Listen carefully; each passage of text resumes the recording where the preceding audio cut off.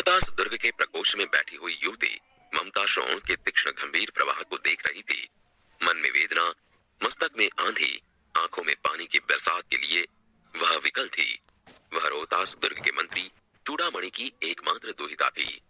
उसके लिए कोई अभाव होना असंभव था, परंतु वह विधवा थी। उसकी विडंबना का अंत कहाँ था? चूड़ामणि ने चुपचाप उस प्रकोष्ठ में प्रवेश किया।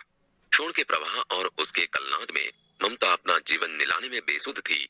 पिता का आना न जान सकी। चूड़ामणि व्यथित हो उठे।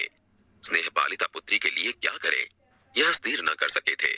लौटकर बाहर चले गए, ऐसा प्रायः होता, परंतु आज मंत्री के मन में बड़ी दुश्चिंता थी। पैर सीधे न पड़ते थे। एक प्रहर बीत जाने पर वे फिर ममता के पास आए। उस समय उनके पीछे 10 सेवक चांदी के बड़े थालों में कुछ लिए खड़े थे। कितने ही मनुष्यों के पद शब्द सुन ममता ने घूम कर देखा। मंत्री ने सब थालों को रखने का संकेत दिया। अनुचर थाल रखकर चले गए। यह क्या है पिताजी? तेरे लिए बेटी, उपहार है, कहकर चूड़ामणि ने आवरण उलट दिया। स्वर्ण का पीलापन उस सुनहरी संध्या में विकीर्ण होने लगा। ममता चौंक उठी। इतना स्वर्ण यह कहाँ से आया? चुप रहो ममता, यह तुम्हारे लिए है। तो क्या आपने शत्रु का उत्कोच स्वीकार कर लिया? पिताजी, यह अनर्थ है, अर्थ नहीं। लौटा दीजिए पिताजी। हम लोग ब्राह्मण हैं, इतना सोना लेकर क्या करेंगे? इस पतनोन्मुख प्राचीन सामंत वंश का अंत समीप है बेटी। किसी भी दिन शेर शाह रोहतास दुर्ग पर अधिकार कर सकता है। उस दिन मंत्रित्व न रहेगा, तब के लिए बेटी।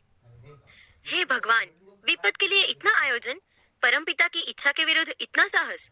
पिताजी, क्या भीख न मिलेगी? क्या कोई हमें 2 मुट्ठी अन्न न देगा? यह असंभव है। फेंक दीजिए पिताजी, मैं कांप रही हूँ।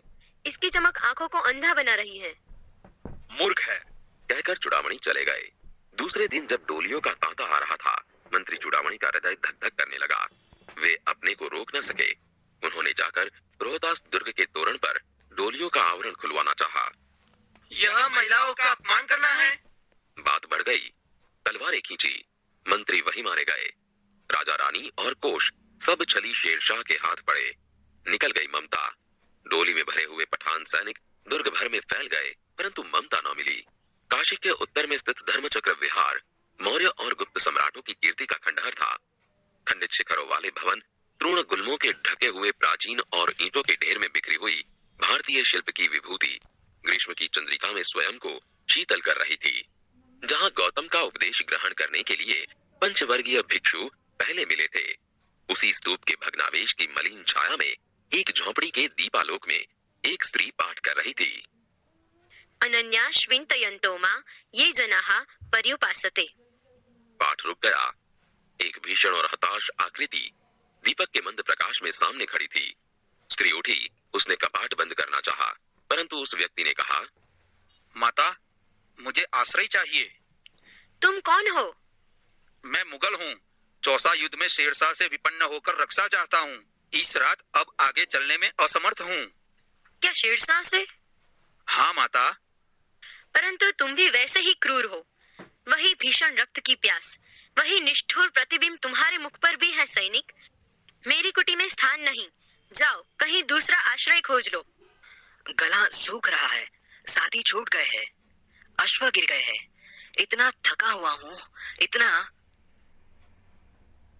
वह व्यक्ति धम्म से बैठ गया। उसके सामने पूरा ब्रह्मांड घूमने लगा।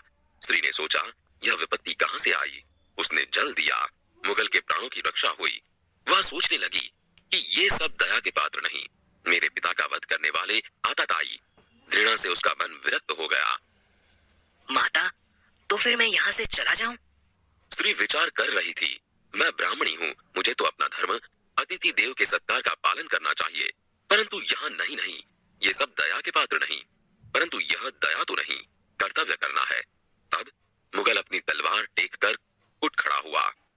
क्या आश्चर्य है कि तुम भी छल न करो। ठहरो। छल नहीं, तब नहीं।